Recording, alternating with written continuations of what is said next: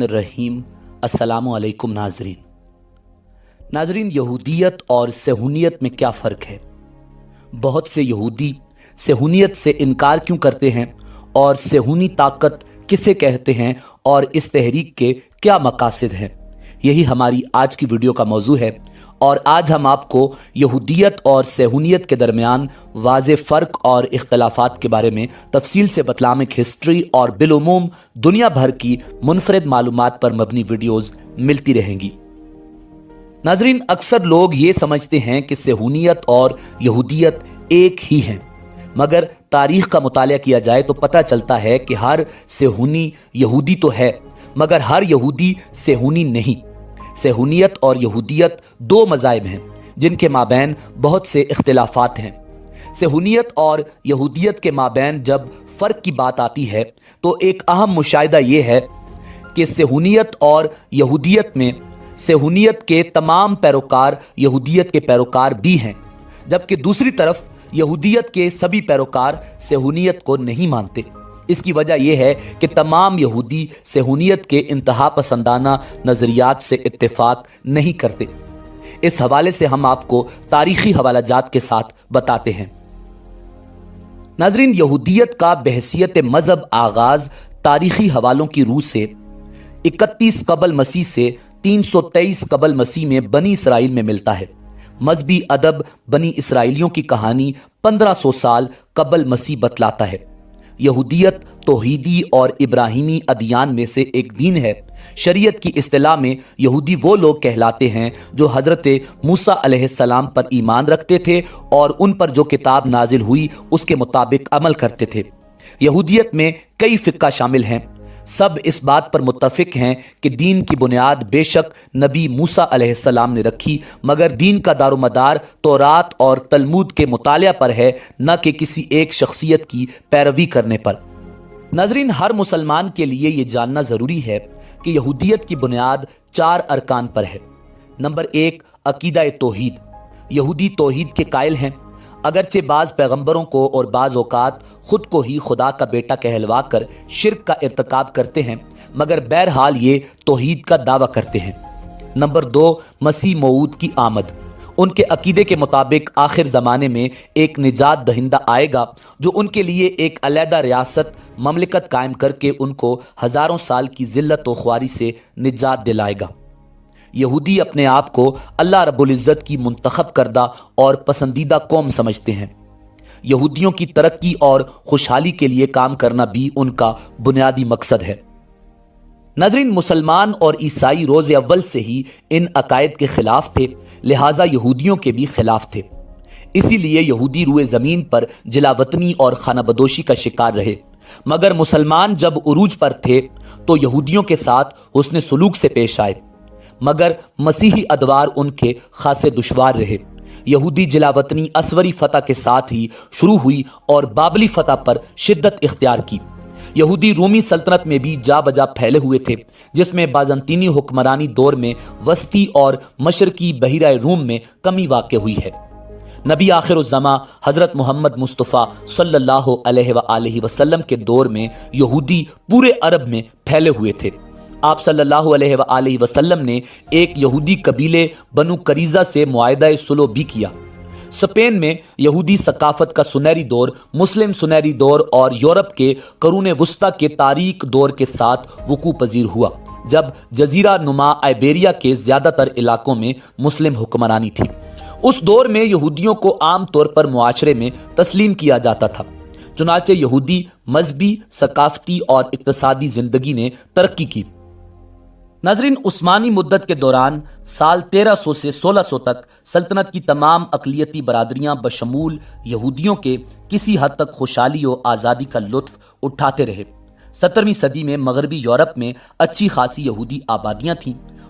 यूरोपी नशात सानिया और रोशन ख्याली की मुद्दत के दौरान में खुद यहूदी बरादरियों में भी अहम तब्दीलियाँ वाक़ रहीं।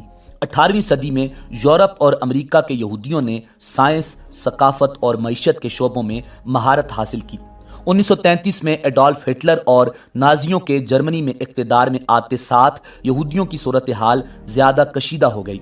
اقتصادی بحران، سام مخالف نسلی قوانین اور قریب تر ہوتی آئندہ کی جنگ کے خوف نے بہت سے یہودیوں کو یورپ سے فلسطین، ریاست ہائے متحدہ امریکہ اور سوویت یونین فرار ہونے پر مجبور کیا، جہاں سے صہیونیت کی ابتدا ہوئی۔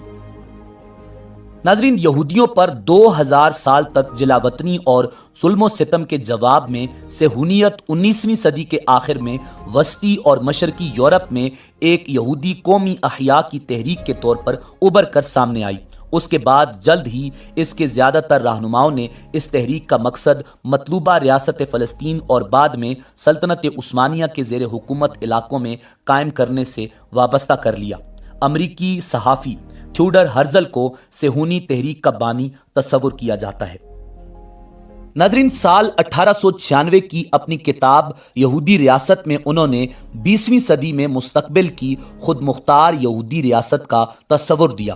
صہیونی تحریک کے مقاصد یہودیوں کے لیے الگ وطن کا قیام یعنی گریٹر اسرائیل کا قیام، اس کے استحکام اور دنیا بھر سے یہودیوں کو لا کر اس میں آباد کرنا تھا۔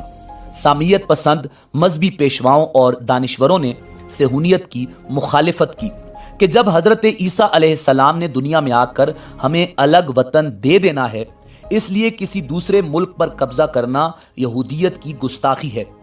اسی لیے یہ تحریک کوئی فعال کردار ادا نہ کر سکی، مگر نازیوں کے قتل عام کے بعد اس تحریک نے زور پکڑا اور سال 1945 میں فلسطینی یہودی مزامتی تنظیمیں متحد ہوئیں اور یہودی مزامتی تحریک ہگانہ کی باقاعدہ بنیاد ڈالی۔